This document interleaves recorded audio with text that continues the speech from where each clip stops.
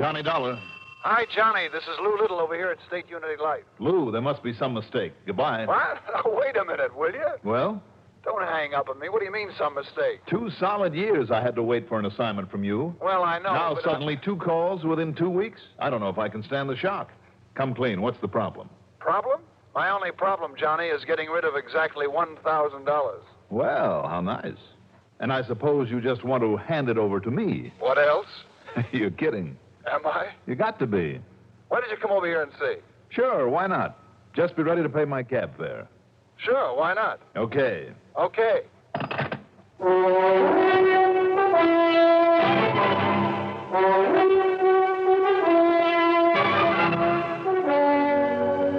The CBS Radio Network brings you Mandel Kramer in the exciting adventures of the man with the action-packed expense account. America's fabulous freelance insurance investigator. Yours truly, Johnny Dollar. If you ever suffer a touch of arthritis or rheumatism and you've never tried mentholatum deep heating rub, you can't know how good its deep heating action can make you feel. As you massage it into painful areas, you feel its deep heating action. You know relief is on its way.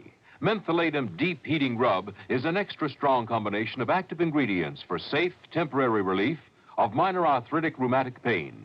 Use greaseless, stainless Mentholatum Deep Heating Rub often.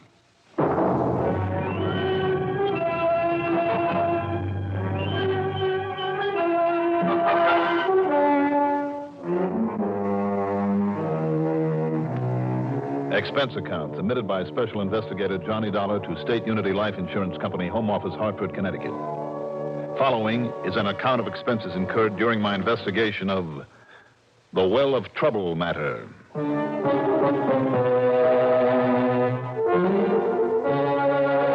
maybe Lou Little was just leading me on. Had some real nasty case bothering him, but if it meant $1,000 in my kick, and after the one I handled a week ago for him for free, well, to repeat myself, why not? Expense account item 1, $1.20 for a cab to his office. Not kidding you one bit, Johnny. Here you are, baby. A perfectly good check for 1,000 clams. Well, a Merry Christmas to you, too. But what's it for, Lou? Why don't you take a look at the signature on it? G. Stanley Porter. That's right. Last week's little fracas. After what you did for him, and considering you wouldn't even take expenses for it, well, he insisted that you have this. Well, I thought I made it plain, Lou. That... He insisted. All right. I'm certainly not going to turn down $1,000. He wouldn't have it otherwise. Tell him thanks for me, will you? Be glad to. Hey, what goes around here? Huh? You planning a trip to the gambling halls of Las Vegas or just leaving the country in a hurry? What do you mean? Big stack of dough on your desk. Oh, that. Yeah, what goes, Lou? You must have around 5,000 here, all in small bills. Well, pick up the change line, man. You'll find there's exactly $2,388.24. I was just about to mail out a receipt for it. Receipt? Yeah. Just received it in the mail from an old crackpot by the name of Jeremy R. Withers. What's it for? His insurance premium. What else? In cash? In cash, like always. He simply stuffs it into a plain brown envelope and mails it in. Without even insuring it? He must be a crackpot. Johnny, I've written him half a dozen times, pointing out the risk in sending this much cash in the regular mail. I've even offered to send somebody out to his place to collect it from him. But he'll have none of it. Crazy. Stubborn as that wild old Western character, Durango Laramie Dalhart, huh? Durango what? That's right. You know, believe it or not, he lived in a town called Bum Spung, Oklahoma. Oh, now you're kidding. No, I'm not really, Lou. Old Indian name. Bum Spung means bad spring. Yes, Bum Spung. Bad water. But at least Durango had sense enough to bring in the cash in person. Nearly 4,000 at a crack once a year. I thought maybe you might have heard my report on the case a couple of years ago. I must have missed it. But at least old Jeremy Withers has company in his eccentricity. Look, if you could meet some of the wacky policyholders I've had to deal with, you'd think nothing at all of Withers. Maybe not. What are you chuckling about? Old Durango. Boy, he gave us quite a scare that one time. How do you mean? Well, he brought in a stack like this one day, you know, and, brother, you should have seen them. One look, and you'd have sworn they were counterfeit. But they weren't? Now, you know what they'd done? Carefully washed and starched and ironed the money to make it look like new, just like some of these... Wait a minute, Lou. What's the matter, Johnny? Just hold everything a minute. Huh? Just hold up on that receipt for this stuff, will you? Why? What's the matter with it? Where'll I find this Jeremy Withers? You got his address? Well, sure. Let me have it. Well, sure, Johnny. Well, what's the matter? Just let me have his address.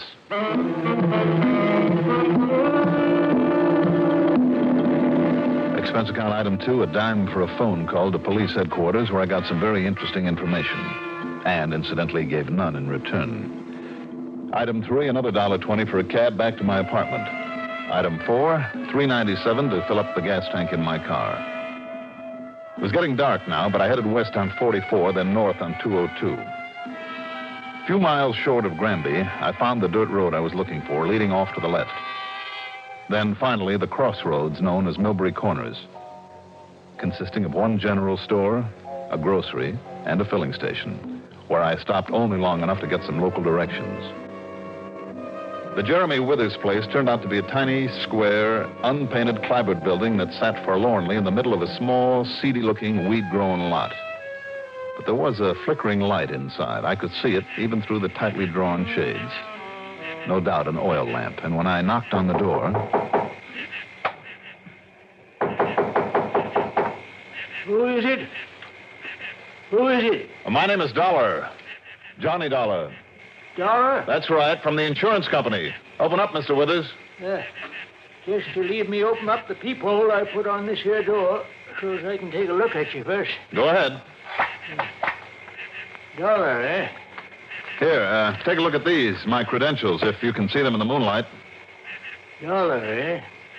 Come on, Withers, open up, Just leave me get these here now chains undid. This bolt now. Come on, Withers, you're stalling. All right now. Just you stay outside there and tell me what the trouble is, young fella. It's about that insurance premium of yours. What's the matter with you, boy?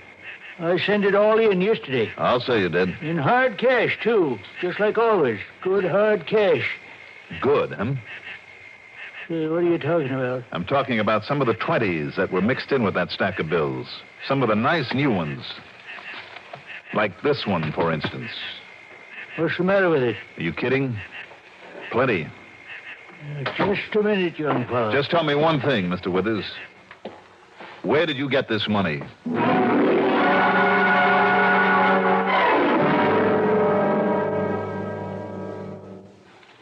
The time has come for a friendly warning.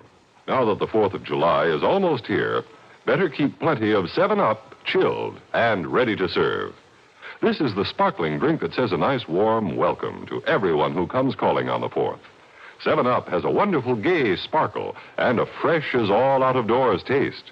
Just about everybody goes for fresh, clean-tasting 7-Up. Grandmothers, moms and dads, the teenage set, even the tiny tots. It's this same clean, fresh taste that makes 7-Up just great with food, too. 7-Up wakes up your taste buds, makes whatever you're eating taste even better. Believe me, any food's a feast with 7-Up. So if you're in the business of pleasing people, and who isn't, keep plenty of 7-Up on hand for family and friends. Better order a case today. For a fresh, clean taste on the 4th of July, fresh up with 7-Up.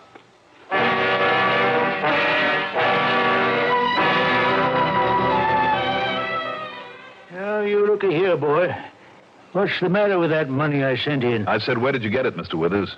I'm talking about these brand new $20 bills. Anything wrong with it? The way you're talking, you might think it was counterfeit or something. Counterfeit?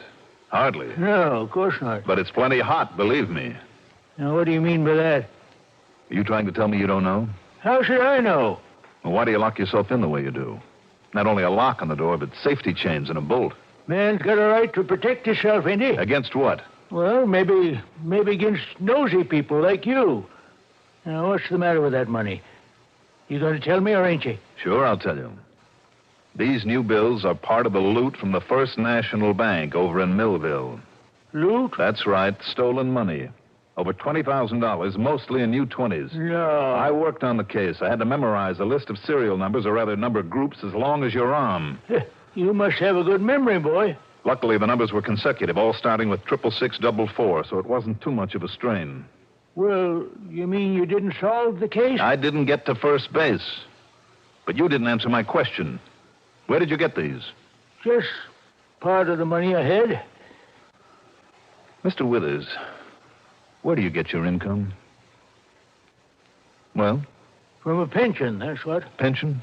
Anything wrong with that? Big enough to afford an annual insurance premium of over $2,300? So for 2-3 years, I've been able to pay it okay. Doesn't make any sense, Withers, and you know it. Now, look, son, I worked hard all my life, made a right steady income, and I saved up a little bit to put aside. Mr. Withers. I never did like to waste what I had on fancy living and such like. So after my wife died and our kid went off and got herself married, well, I just kept on putting it aside. Mm-hmm. And these here last couple of years, too, I've been buying up some insurance so my daughter, she can benefit when I die. Now, anything wrong with that? What sort of work did you do? Flagman for the railroad company, that's what. Flagman on a railroad crossing. A flagman. And you say that paid enough to save enough to buy the kind of policy you hold? I told you. Sure. Some of that money you sent the company was all right. Maybe it did come out of your pension money or whatever you managed to save. But the rest, these brand new $20 bills... Now, you better tell me about it, Mr. Withers, or, would you rather tell it to a judge? Well, all right, Mr. Dollar, did you say it is? That's right, Johnny Dollar. Well, maybe I had better tell you where some of the money come from. I think you better. Well, you see, I had a son, too. A stepson. His name was Bernard. Wait a minute. Barney Withers? You knowed him? Barney the Bum. That punk and small-time bank robber who was finally killed trying to crack Security First over in Danbury. Yes, sir. That was right after the job in Millville and 2 or 3 others before that. Yes, sir. Keep talking, Mr. Withers. Well, now, maybe it's a pretty bad thing for me to say, him being my wife's kid and all, but, mister, that Bernard was no good. That's an understatement. Whatever happened to him, I mean his being killed, that's all he deserved. No good bank robber. Go on. Well, it was my knowing about him. That's what kept me from ever putting what I had in any bank. Instead, I sort of kept it right close, where I could watch over it. Where? Yeah, sure, I'll tell you. Right under the floor, over there in the corner. You better show it to me, Mr. Withers. I'd like a look at the rest of your money. Well, it's all gone now. Gone? I mean, all used up. The money of my own, I mean. That's why I had to start using up some of that Bernard hid away. What's the matter with you, anyway? First, you tell me Barney was no good because of the jobs he pulled. You say that he deserved to die for what he did. Yes, sir. But you don't hesitate to keep and use the money that he stole. Well, no, I didn't steal it, did I? Well, do you think that makes you any less guilty for keeping it and spending it? Well, sure. Instead of returning it to the banks that it was stolen from?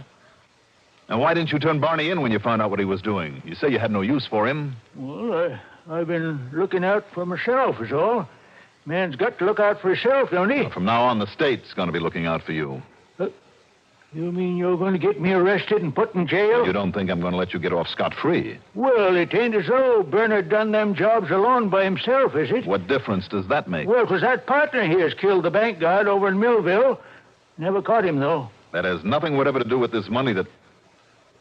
Wait a minute. Do you know who that partner was? Why, no. Why else you suppose I keep myself locked in here this way, and why I took out some life insurance? Who was he? Oh, that rotten, crooked Jerry McNear, that's who.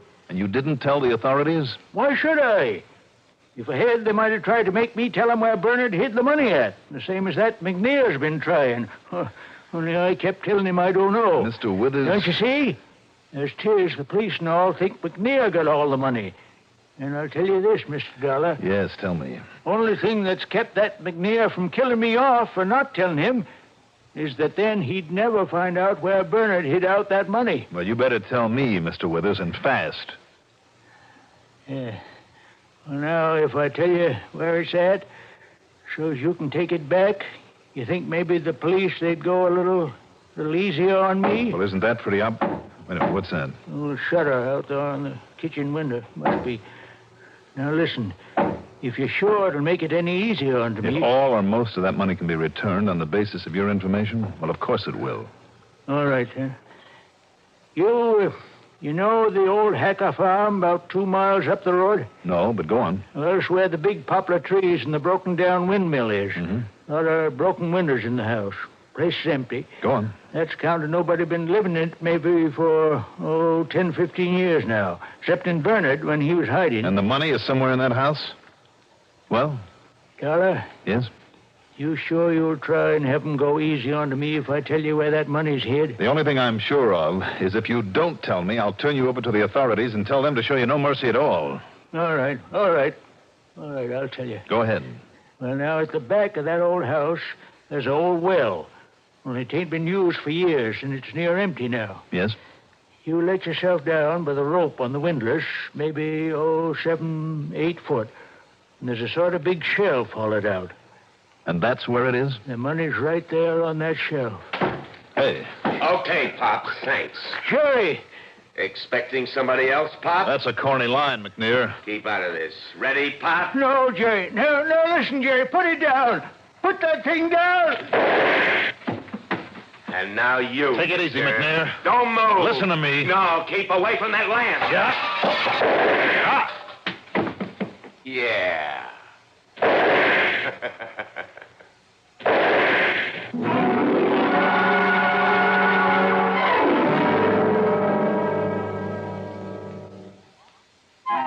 Hot, tired, thirsty. Easy as 1, 2, 3. You've made iced tea, and oh, what a beautiful flavor. Oh, what a beautiful flavor in new instant tender leaf tea. Just take a spoonful of instant Tenderleaf, 1, add cold tap water, 2, load it with ice. 3. You've made iced tea. New instant Tenderleaf is 100% pure tea. Richer, brighter, livelier tea. It's made right from the juices of ripe young tea leaves. Instant Tenderleaf brand. Make a pitcher full. Easy as 1, 2, 3. You've made iced tea, and oh, what a beautiful flavor in new instant tender leaf tea.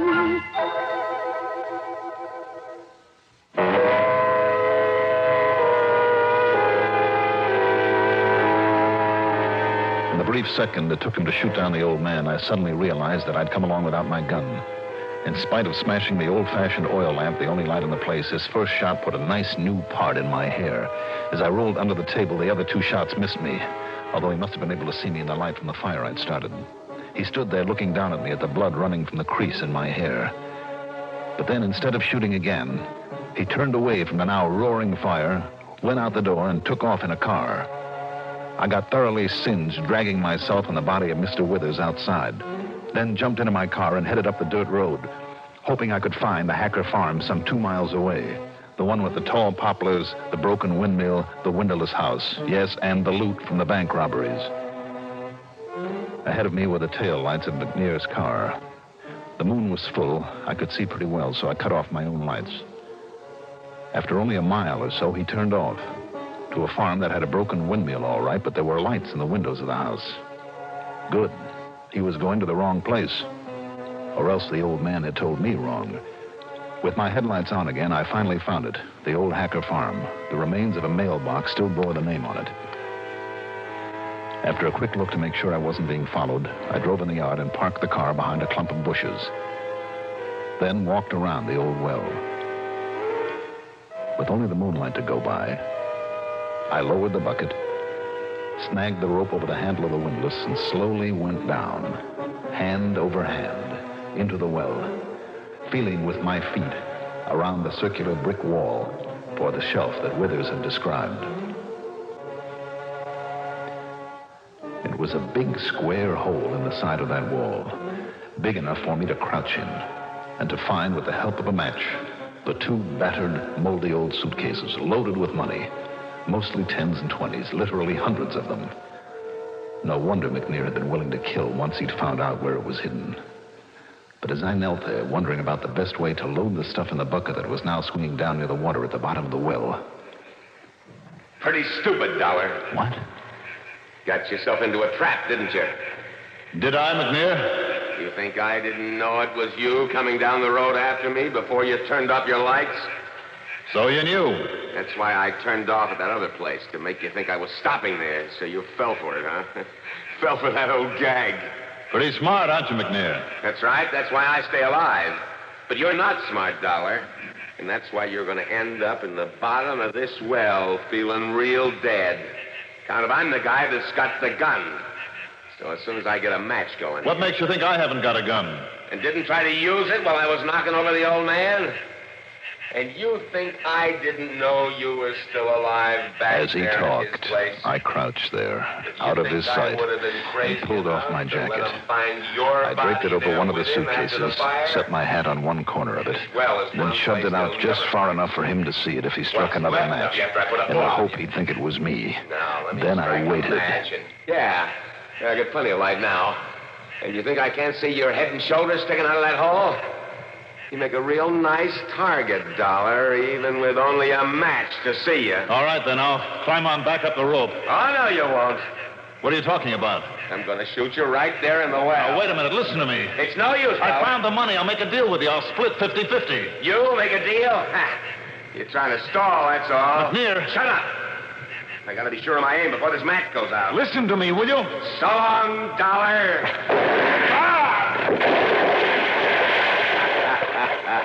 Just as easy as that. Now, all I got to do is get down there and pick up all that nice new money. Oh. You got to be careful. Got nothing to hurry about. Not now. Well, come on. You better find that shelf. Right here. Dollar! I heard you drop in the water. You heard that suitcase with my coat on it. Let go. Let go of me. Oh, you let go of that rope. This time I'll kill you. Try this, McNear. I'll kill you. With only one hand, try this.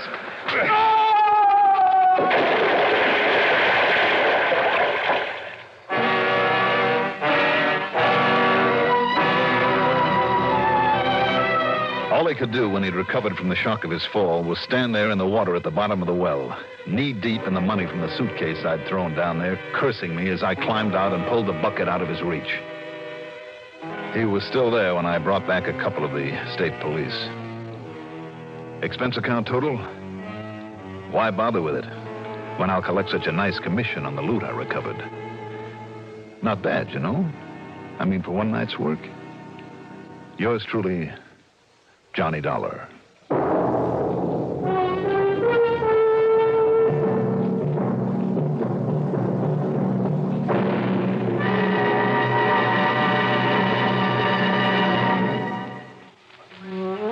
Who did it? How did they do it? What in the world did they do? Who put the men in menthol smoking? Alpine, that's who. Now, the menthol cigarette has tobacco flavor a man can get hold of. Alpine always tastes rich, never smokes rough. Alpine filter cigarettes. Nice. Now, here is our star to tell you about next week's story. Next week, one of the most valuable violins in the world that inspires a man to murder. Join us, won't you? Yours truly, Johnny Dollar.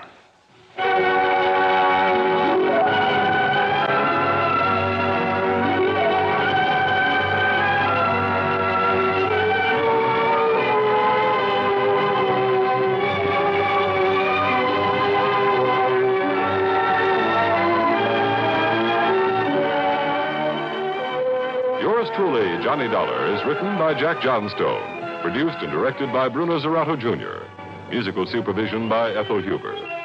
Johnny Dollar is played by Mandel Kramer. Also featured in our cast were Parker Fennelly as Mr. Withers, Leon Janney as McNear, and Alan Manson as Lou Little. Be sure to join us next week, same time, same station, for another exciting story of yours truly, Johnny Dollar. This is Art Hanna speaking. This is the CBS Radio Network. You've been listening to the OTR Gold Network. Find more classic radio at otrgold.com.